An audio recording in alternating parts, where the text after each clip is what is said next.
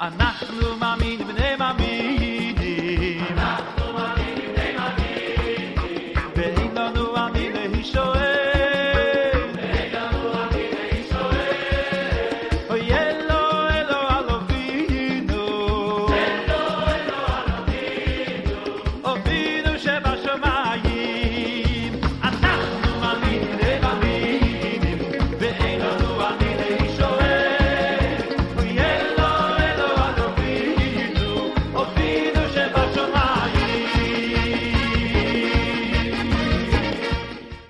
Shabbat Shalom, everyone. Shalom. Thank you for returning for Bar Mitzvah training. And we are going to build a lesson today off of our morning Hebrew class that we already did this morning, which was the portion, Parshat Mishpatim. Does anybody have that portion for your... The young lady here, Mary. Oh, Mary has Mishpatim. Oh, this is perfect. So you get to pay attention really well on this and how this works. You can also watch online later that we'll have the Hebrew class for this morning up and running. And we're going to try to touch on some things that you've asked on how to pronounce, how to recognize the words and the letters or more on a quicker basis. And then also to work with vowels. And then when you're reading from the Torah scroll, how to work without having the vowels. Okay, so what we're going to do is, first of all, discuss a couple of things. Every week on Shabbat, we take how much of the Torah? How much of the Torah do we read? Just a portion. This is why we call them Torah portions. Okay? So that means from the beginning of the new year, the Jewish calendar, the Jewish New Year, right after all the fall feasts, which would be the Feast of Tabernacles and Simchat Torah, we roll the scroll back and we start reading a portion of the Torah from Genesis to Deuteronomy. And so that would be from Bereshit, the first book of the Torah, all the way to Devarim, which is the name for Deuteronomy. That portion is a week long. So 7 days in a week, it's divided into 7 portions for that Shabbat. So the Sabbath is the 7th day of the week. So what we do is we take a reading for leading up to that 7th day, because usually in the synagogue you're going to hear a teaching, a message, or principles from that Torah portion. So kind of like what I give you with the 6 days of morning manna, so that on the 7th day you can kind of get the showbread. You got your own manna all week, but I've kind of helped lay out in the ground for you some bread from heaven, and then you come and hear a message that we would call the showbread. That would be in the holy place, okay? So what we're doing is we're progressing through the Torah in a year outside of the land of Israel. Originally in Jerusalem, they would take the Torah on a 7-year cycle, reading it twice in 7 years. So basically each week of the Torah portion that we normally have now, imagine only reading a third of it and sharing the second third the next year and the third third of it the following year. So you're still going through the same Torah portions, but you're breaking up that Torah portion into 3 sets so that you can kind of get through it in a 7-year process. Okay? So what we're looking at this week is Mishpatim, and this is found in Shemot, or Exodus 21:1 through 24:18. We learned in Hebrew class that Hebrew is based upon consonant letters without vowels. So you'll notice that I have the vowels marked in blue, transliteration of it in red, and the translation of it in English, okay, in blue. So we have, from right to left, the first verse written out, Ba'ele hamishpatim tasim lifnehem. Okay, so that's the first part. Now, if we were to actually utilize the resources that we have given you in time past, we said one of the things you can do is you can learn the Torah trope or cantillation either by video or you can learn it from an app. And one of the apps that I've encouraged you guys to use is an app called, you can either use Torah tropes. Today we're going to use Pocket Torah. So when you look up Torah on this, they have Torah, the Torah phrases, the names for the phrases. There's quite a bit of them. The phrases are based upon individual melodies that have been given names.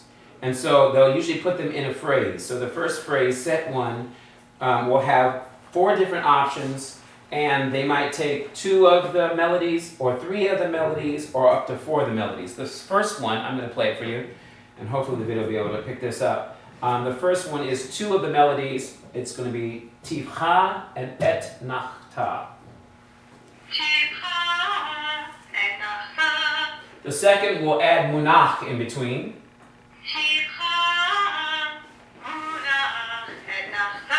So these are used specifically as markers underneath the Hebrew words. So separate from the nikud vocalization, which are the dots and dashes under the letters, to be able to read the Hebrew, one consonant letter at a time with its accompanying vowel, making an open syllable.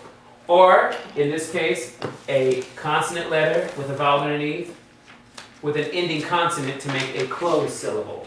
Okay? And so we know that the nikud vocalization is one way to pronounce the letters, but to sing them, the rabbis have given us a trope of cantillation marks. And this is tivcha. You can see in the shape of it, if I put a little arrow here, you can see that tivcha actually goes up in the air, doesn't it? Tivcha. Okay? So we see that this means to go up in the air like that. And so the sound, the melody that this makes when it's underneath the word is da da da da, tivcha. Now this marker here for et nachta means that you kind of go up in the middle of it. Et nachta, et nachta. So you kind of go up and then you go back down. The one that we added for the second set was munach. So this one's munach, like that. And so what happens is after a while you start memorizing, when you see the symbol, something that looks like this under a word, you say it's tivcha. Now you're going to remember the name, tivcha, but you're going to remember also the sound. Da da da da, da da da. So da da da da da da da da da. So you imagine if you were saying something about Moses and he talked to Aaron outside the camp. I'm doing that in English, but that would be the melody. And that's what we do when we make music. We just take a melody and add it to lyrics. So the Torah is the lyrics, or become the lyrics, and then the melody is the cantillation marks, okay? So that's one way to learn how to do your Torah portion. And that takes sometimes years of practice to master this. In fact, a cantor goes to school for this, like a rabbi studies the Torah in a yeshiva. They literally study how to sing certain texts. For instance, the Torah melody is different from the prophet melody of the Haftorah. And so if I go to the Haftorah, you'll notice the melodies are a little bit more melodic or are more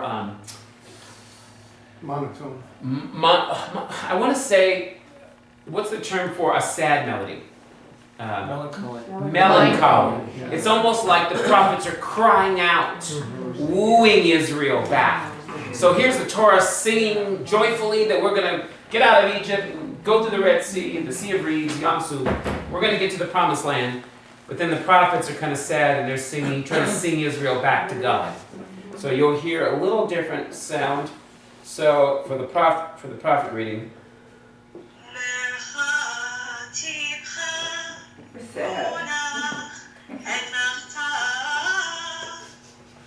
So notice eknakta. It's like very emotional. I mean, even hearing her say that, I mean, like Barbara Streisand, go for it.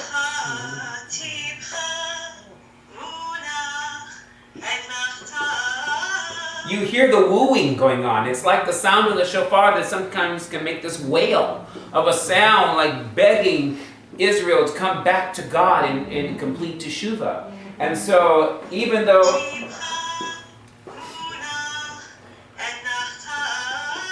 so notice for the prophet, it's always eknachta, munach, how much more straight. Instead of munach, it's munach, eknachta. So then I do the next one. Here's one called mercha, which has this shape. It goes the other way. And for the prophet reading, it sounds different from the Torah reading.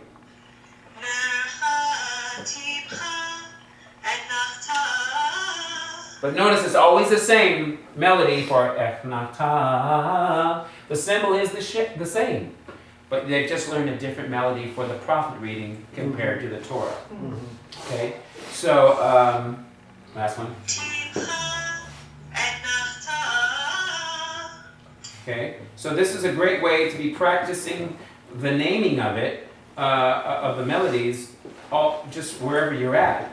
Like here's one called sof, a sof pasuk. Now, how many remember what the word sof means, as in sofit? The final? Final. Pasuk means verse.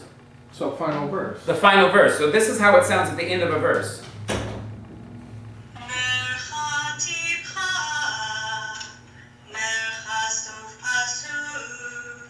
End of verse. That's what the last. So pasuk was the last words. So that's how a certain verse might end that way. Here's another way it might end.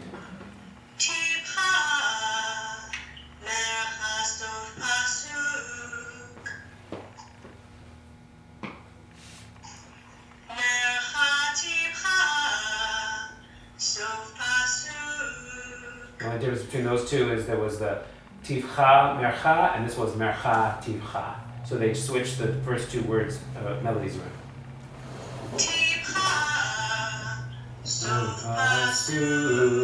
Very, I mean, like it's like singing the blues. Is it minor? Is it always? It's a minor, yeah. So it's basically singing the blues. Minor chords invoke a lot of emotion, and so when you're seeing the difference between Torah and prophet, you know you can see that the role of the Torah, it plays a different role than the prophet really does. So I'll play the ending of a Torah portion. You see the difference.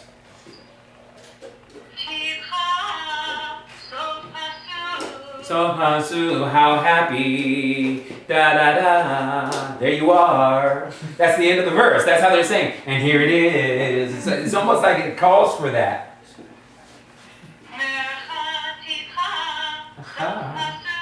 Notice how happy she got. Tivcha, tivcha.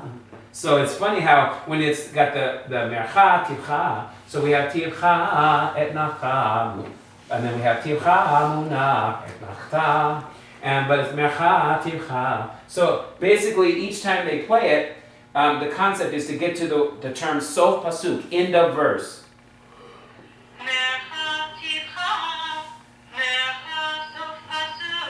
So imagine if this was tasim lefnehem. See the difference? Mm-hmm. Basically, you would put the marker in there, and then they're even going to put it under the letter that you're supposed to do the melody at. So the tasim lefnehem. Now I'm just saying that might not be the way it's supposed to end, but I'm going to switch to iPad. I'm starting to lose battery power there. Right. So, for instance, let's go to Parashat Mishpatim and let's hear what Martin chanted this morning and figure out if he did it right. Don't you love this about bar mitzvah training? You get the good, the bad, and the ugly, right? That's the way it should be. And if you have questions, feel free to ask. I mean, I'm here to answer your questions. Okay, so we're going to go to, again, what website? Torah. No, that's an app. We're going to go to bible.ort.org. It's officially called Navigating the Bible, but under subtitle it is Bar and Bat Mitzvah, or Online Bar and Bat Mitzvah Tutor is the name of it. Okay, this is what it looks like. Here's the first page. You want to get past that, you're going to click on English at the top. Could you write it on the board? Because I did. Oh. It's right there. Oh, I did this last time too, so you guys should have already had this written down from the last time. So then you have these tools here. It says study, translation, Torah, Haftarah, Brachot, which means blessing, and Divrei Torah. It's a summary of each portion with kind permission from Or Sameach International. Okay, so they're drawing from commentary on that. Okay, so we're going to click Torah, and it goes to this page here. So this page is going to give me in the purple and kind of lavender, or kind of a, what is that? Dark highlight. No, there's a word for this color, purple. It's like a lavender color. It's, Indigo? no, it starts with, I remember having to get this for a choir one time. It's like, okay, so, oh man, I can't think of it. It's almost like a gray and a lavender together. Violet? No, something with, is there a P in the word? Periwinkle? Periwinkle. Periwinkle is the color. It's so funny. Okay, so here's periwinkle, right? I'm going to enlarge it there. So notice that verse 1, here we go. It's Bereshit bara Elohim et hashamayim ve'et haaretz. This is Genesis 1:1. Oh, let me turn my volume on. I silenced it. Okay, we'll do it one more time.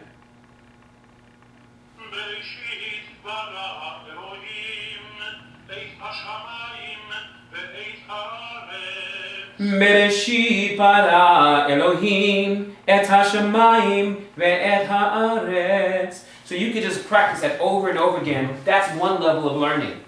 I would encourage you, once you've learned it that way, then to go back and to figure out exactly why it sounds that way. So for instance, what they have here is for Bereshit, we have these markings. Okay, we have Munach, we have Tipcha, and then we have Mercha. And so if I were to go through each word, so here was Bereshit. Bereshit. You can see where it's going up. Bereshit bara Elohim. So basically you could actually go through each sound and actually learn why it's like that and kind of connect the dots. But I would say listen to it first and then look at the markers for the cantillation and then start putting the two together. And so you can figure out why it is. And then you've got to also put it on the actual spot where it is. So for instance, on Bereshit, it's on the part, the latter part of the last syllable. So you've got to know exactly when to start that melody. Okay? So that's one way to do that. And the way you do that is you click on, see the little red microphone here? Everybody see that? Little red microphone, you can click on verse 1, verse 2, verse 3, verse 4, you can go through each one. On the right side is the English in blue and the transliteration like I have here in red. So they actually have Bereshit bara Elohim et hashamayim ve'et haaretz. So if you don't know how the transliteration works, you could just listen and read it here. Okay? On a computer, you can have one open on one tab and the other open on the other because they're simultaneously two different things that open up. So you can be playing one in the background and be looking at this on the other tab that's open. Okay? So I encourage you to do that. One way to really do this is to write it all out on a piece of paper. Put the marks and the include vocalization and the cantillation yourself. Then listen to it, along with a printed up chart. Now, if you just Wikipedia cantillation, it's going to give you all the marks on one page. So Wikipedia actually has a whole page on all the cantillation marks and gives you an explanation of why they're called what they're called. So that's another thing you can do with Wikipedia. Okay. So now on the far left, you can see it says Genesis in green in black.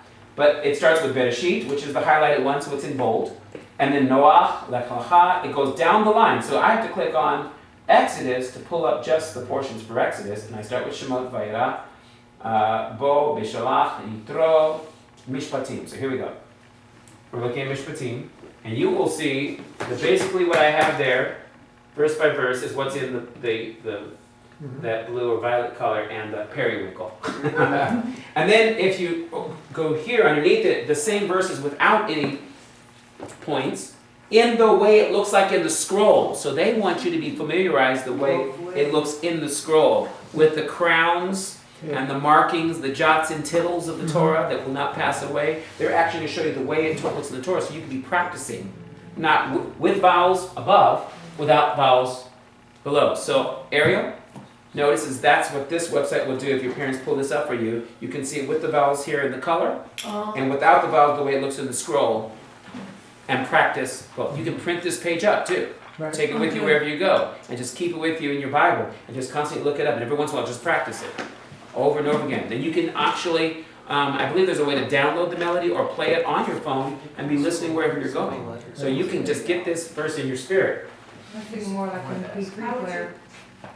Yeah, you can do an MP3 player, or you can just you can do simple this. Take the audio recorder on your phone, put it right to your computer, and just record it. No, that's great. You just did it. You just learned to give her hand claps. You just learned how to work it. Come on. So now I'm going to play verse number 1.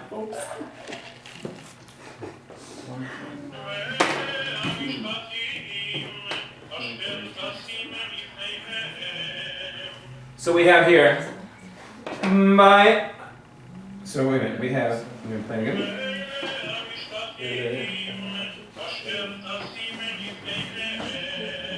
Ve'ele hamishpatim tasim asher. Oh, here we go. I did it right. Did I forget? Oh, I erased asher. Yeah.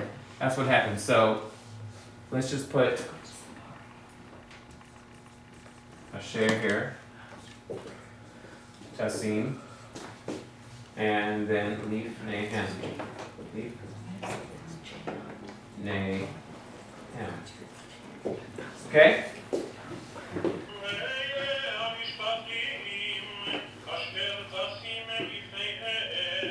Ve'ele hamishpatim asher tasim lifnehem. So if I were actually to go back and to see what the markings are underneath the letters, they actually have some of the markings above. And whenever you see something weird that shouldn't belong there, oh, you know what, I just realized what I did there. I put a tav, and it was supposed to be tet. Well, a T for a T. See, no one caught that. Okay, so then over here, oh, I didn't have the word share in there. So I had erased it, so.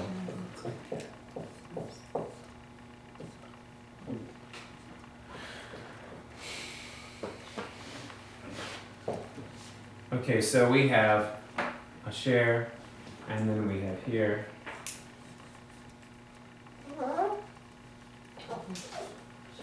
Mercha. Okay, so basically you would look at the markings. Now let me tell you where the website has all of this. If we go back, along, oops, I just opened up the wrong page. If we look at, I think it's under brachot. Well, actually, it's funny. They have a version of the Torah blessings under brachot. Some of their melodies are not as Ashkenazi as they are Sephardic. So, for instance, you click on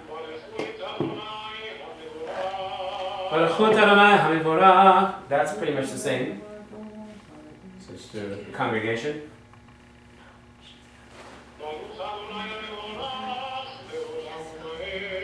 From the Sephardic, they do that a little differently. They say, Baruch Adonai HaMevorach Le'olam Vayed. It's a little different. We just say, so I do, Baruch Adonai HaMevorach, Baruch Adonai HaMevorach Le'olam Vayed. We do da da da. He just goes da da da da da. Just different melody, and you'll find on a real program there's millions of melodies that people could actually follow. Persians do one way, Yemenites do another way. Russians versus German. They're going to all vary a little bit. Most of the time, synagogues in America are going to follow an Ashkenazi melody. Okay, so just so you know.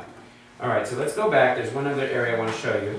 Singing. It's on here. Under Tools, Calendar, Find, Reference, Singing. Click on Singing. And see if this is going to work on an iPad, because it usually works on the computer.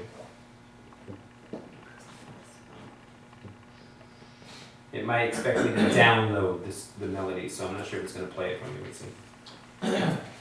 Oh, see, it wants me to download in iMovie or whatever. So I have to do it on a computer. But normally when you click each phrase, so right here they have Munach, they have Sof Pasuk, they have the names of these portions, Zakef Gadol, all the names of the melodies here in one list. And when you click each one on a computer, it will actually play exactly what we did on the app. It'll play the trope of it, okay? So that's one thing. Okay, so let's go beyond that and let's figure out how to actually transliterate in reference to pronunciation. Now, this is the basic way we do this, is through Nikud vocalization. So, beyond any bar mitzvah training that you can get online, you actually have to know the basics of Hebrew. So, when you come to our Hebrew class, we give you a basic handout that gives you the letters, it gives you the vowels, it gives you pronouns, it gives you prefixes, it gives you verb conjugation, it gives you all the basics, colors, numbers, pretty much everything you're going to need to work with basic sentences. So you got to know how that works. Hebrew is a verb-based language. So most of the time, portions are going to start with a verb of action. In this case, we do have a noun starting this sentence, but it is basically the word these with the word judgments or rulings. So this is usually translated judgments. So these are the judgments. They're the righteous rulings of a judge. And so we have, and these are the righteous rulings, Asher Tasim Livnehem, that that were said before them. Okay. So here you have Hebrew written from right to left, and we realize that, like that was mentioned before, you don't know what words are until you understand where the prefixes are. You also need to know where the syllables are. So in this case, I'm going to put a line between the syllables.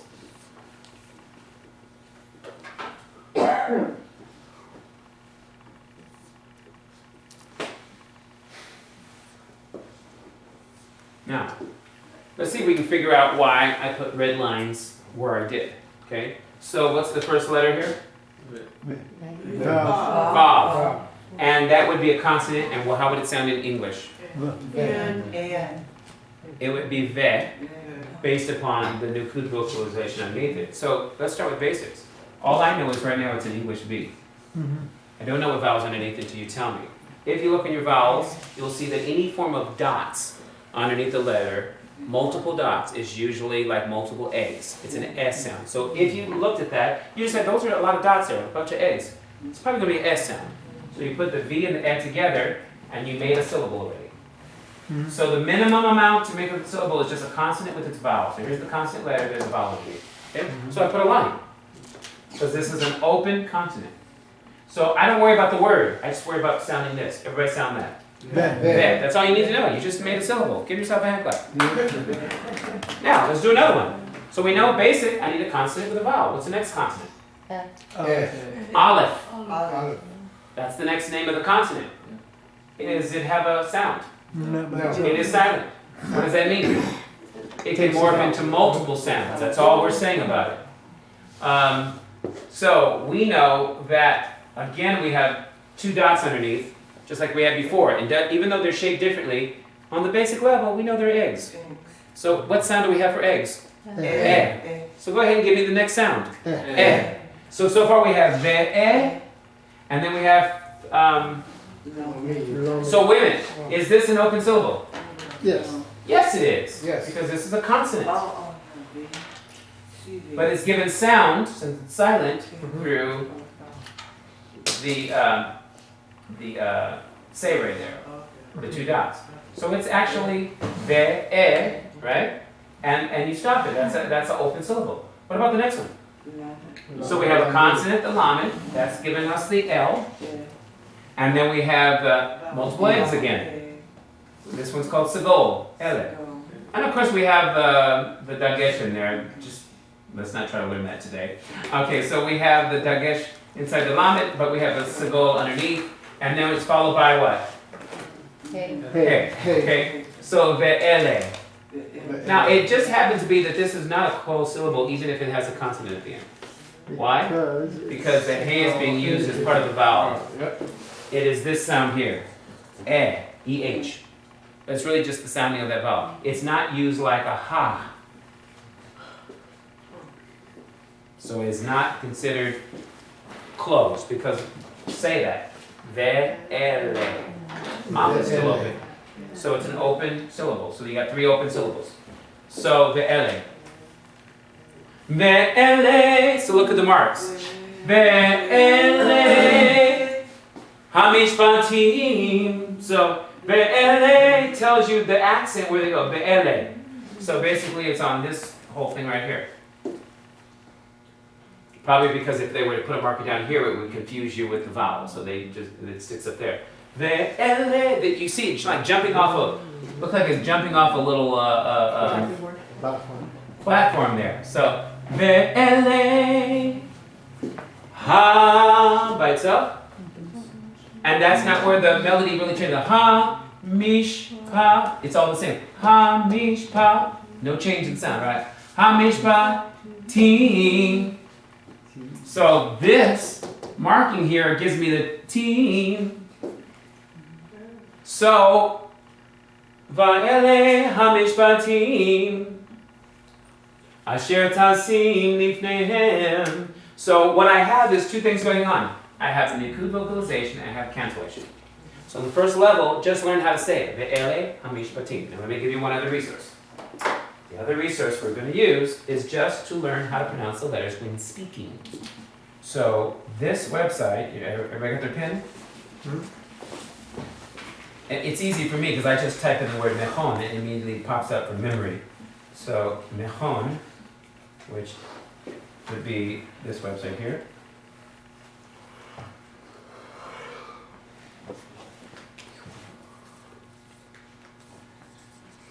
Mechon with a hyphen, mamre. And that is .org. All these are .org. I'll just put lowercase so we get that. Mechon mamre. All right, so when you get to Mechon mamre, you'll have this yellow bar at the top. And underneath it, it says here, you will find the Hebrew Bible, the Tanakh, and Rambam's complete restatement of the oral law or the Mishnah Torah. Together, these will give God's full guidance for Jews and Gentiles. I love that. In all times and places, detailing what God expects us to do and not do. Through the study and observance of these two guides to Torah, God's instructions, we can all live richly rewarding lives and avoid painful errors. Both online and offline Bible and Mishneh Torah texts have been carefully prepared, and they are as accurate as found in the very finest printed editions. Additional material are also provided, but they are not the heart of this site. Free 5 online resources for learning. The complete Hebrew Bible in 5 divisions, and they start with Hebrew, or including with cancellation marks, or in just the English from the JPS, or the one I go to, parallel, Hebrew and English parallel. So I'm going to click that one now. They also have parallel French and Hebrew, Spanish and Hebrew. You can just go. So here's a list. So they have the Torah, the prophets, the writings, the 3 divisions of the Torah. And then you're going to click on, say, Exodus. And then I'm going to click on the chapters on top. See the chapters? Starting with 1. And go all the way to number 21. Click that on. Okay. Notice the term underneath it. Listen to this chapter in Hebrew. It's all online. I'm telling you, there's all these resources. Parshat Mishpatim. Sefer Shemot.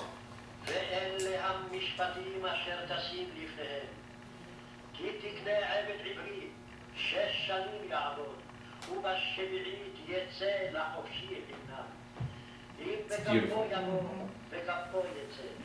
When I hear it, it's just amazing. So it's going to go through the whole entire chapter. You click on each chapter, he's going to just rehearse. You can rewind as many times as possible, just drag it back and play it. And notice, even with the cancellation, he gave it that strong. Ba'ele. He gave it with a very strong pronunciation because of the cancellation. And so, if I go back, let's go back to the section where it says cancellation.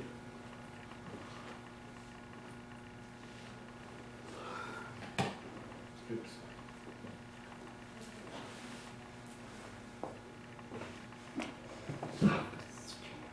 Where'd it go?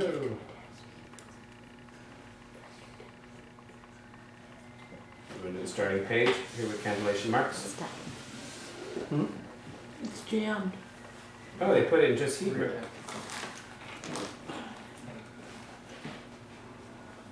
Oh my goodness! It pulled me. It gave me only the Hebrew one, so I need to the Hebrew including cancellation marks. Oh wow! So look at, I have to actually find it in Hebrew, and which is Bereshit Noach. Okay, here we go. Vayikra Shemot Mishpatim. So what they did was they actually gave me, in a very computerized look though, that here again they have the markings here. of the cantillation. So what they're saying is you could just read this for the person just studying their Torah portion. I would find it a little bit more difficult to work with that one because the font is not so cute. Let's just put it that way, it's just not so cute. But if you wanted just to see how it's pronounced versus how it's sung, you can learn it and how it's pronounced first, and then learn how to sing it, because singing it changes the timing like any song does our English, okay? All right, so recognizing, what specifically about recognizing the letters do we need? We need to be able to recognize the prefixes versus suffixes, right? Mm-hmm. After a while, you're going to get very familiar with the yud mem sofit ending as im, that's a suffix, masculine plural. You'll get very familiar every time you see a vav in front of a word. You should always assume it's probably and. It's because I don't know of any Hebrew words that start with vav. I really don't. There might be some floating around, but on a normal basis, you don't see that. And anytime I see a hey in front of the word, I just automatically assume it's probably the. You just assume, because how many words do you have in Hebrew with a hey? You know, haya, but other than that, you don't have that many. And so I usually look past the hey to see what the next one is. And then I try to see if I can see root letters. Okay, so instantly my brain from study sees these 3 letters as the root. If I had any question, I would go to blueletterbible.org or Bible browser.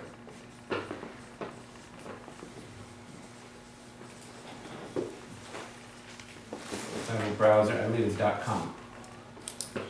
Also sometimes called Bible Hub. So if I go to that one, I'm going to give you an example of Bible browser. I have to say it like this. It looks like this. I may have seen this website before. So one of the main options when you look up any verse, if you just go to the address window, say type in Matthew 5:17.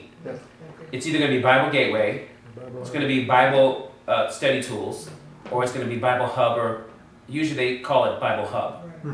Okay, but in this case, on this section of it, it's Bible Browser. That's because sometimes multiple windows can open up in the same website. Okay, so what I'll do is I'll pick Exodus.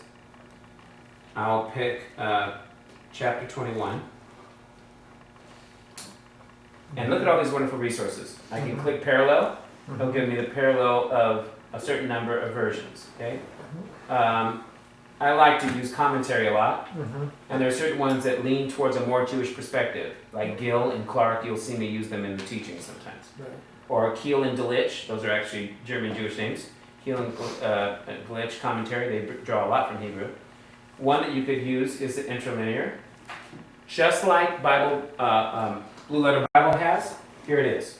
So, let's see if it'll let me. You're gonna let me enlarge? I guess this one doesn't let me enlarge in here. Okay, so you can kind of see. The Hebrew? Yeah, like I said, you can kind of see it right here. So in blue on top is their form of transliteration. It's not accurate. I'll tell you why. The Vav will turn into a W. Because they're using the scholarly opinion that the Vav is Wa. Wow. Wow. It doesn't work so much. So David becomes Dawid. Really? You really think his name is Dawid? Where the weed at? No. Where's David, right? He's confused with marijuana. So this is the important thing. Now, on here, they have the same cannellation marks. Because they're getting this from Jewish sources. In the black is the Hebrew. Underneath is word-for-word translation. What I like, though, is the Strong's numbers on top. So for they put we'ele instead of ve'ele. Because they're following the W. Like when people say Yahweh instead of the V, they're which is not a proper form of the name of God. It's just not correct.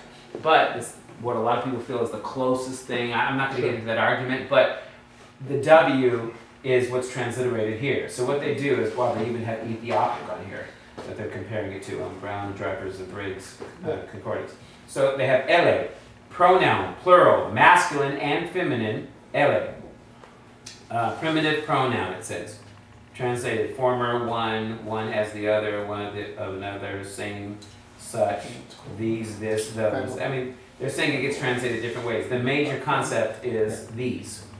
It's a plural for instead of this, singular, it's these. So these are the righteous rulings or judgments, okay? So basically, it's a little limited on that part of what you can do. Now, there will do a breakdown of like verses that you can look up. Sometimes I'll even tell you different ways that it was translated, like they put here, be'ele, like in these, le'ele, to these, for these, right? Me'ele, from these. And so they'll put the different prefix in front that means either from, or in, or the, or whatever. We have a ve'ele, but I could, you could have the ha'ele. I mean, there's quite a few options of things you could have. Or ke'ele, like these, right? So that's one resource you can use for transliteration that gives you the Strong's number. Right. Again, you can do the same thing with Blue Letter Bible, the app, or the website.org. Okay? So the key is to look up the root through a Bible program. So you can be familiar with it. And once you get familiar with it, you almost don't need it because you'll recognize it right away. I saw this and saw, oh, okay. I don't recognize the word to sing, but I know sing because I know the song. Sing, sing, sing, shalom. Sing, shalom, uvracha. So it means establish peace and blessing. And so sing means to set in place or to establish, to put it there, to put before them, to set it before them, right? And so that's what sing means. And so tasim is a conjugated verb. So it can mean future, but in the Bible reference, most of the time it's the reverse of it already happened. And he said it before them. Right? Okay. So, any questions beyond that of how to recognize? Other than you do need to take Hebrew so you can get familiar with the letters. Because until you're familiar with the Hebrew letters, you're not going to be familiar with any of these words. You got to get familiar with the letters. Second, familiar with the roots. Familiar with the vowel markings underneath. So you can start pronouncing syllable by syllable words. And then moving on to the cantillation, that's a whole other thing. There's all these programs. I mean, it's almost like the Jewish world has made it so easy these days for you to do what was normally done only in a synagogue and only very expensively with a paid cantor. Right. Or a rabbi to do that for you. I have people all the time say, well, how much is your bar mitzvah training? Well, we don't charge. Well, then, how do I know it's legit? Because they're just so used to paying for it. But now most of the things are online. Right. Yeah, so, and I could charge, but I don't. Because I don't really want to just teach people that have the money to be taught. I want to teach people that are hungry to be taught. There's the difference, okay? So, nothing against those that do charge. So, I mean, that's their livelihood, that's their living. So, what else do we want to know about recognizing words? Does anybody have any specific questions in reference to recognizing words? Because I'm kind of running out of time now. Right? If not, we've already talked about vowels. Is anything else you'd want to know just about looking at the Hebrew and the Torah portion that you want to be able to break down today? Any questions? You guys are on max, I know it. All right, let's bow our heads in prayer and let's just believe God for a great jump start into your bar mitzvah or bat mitzvah training, that you will go online and start looking these things up and utilizing the tools that are very readily available for you. Father, we thank you, Lord God, for your goodness. We thank you for showering your blessings throughout the history of Israel upon your chosen people. We pray that you will continue to bless them and protect them and guard them, safeguard their blessings, because those blessings have been blessings that affected the whole world. They gave us the Torah, they gave us the prophets, they gave us the writings, they gave us all of the concepts that Yeshua taught in his ministry. That Israel has given us so much heritage of the patriarchs, the glory, the sonship, Father, divine temple service and worship, Lord God, all the things that Rav Shaul taught us that we owe Israel for, that they were given all these things. Now we pray for the ones that gave us all these blessings, that you will continue to shower your blessings by allowing them to see the light of Yeshua, the ultimate fulfillment of the glory, and the Torah, and all the writings, and all the work of the patriarchs. Everything that has been given to us historically is meant to transform us spiritually. And I just pray, Lord God, that you would help these that want to step into their bar and bat mitzvah reality of being a son or daughter of the commandments or the covenant, that you will teach them what real covenant is.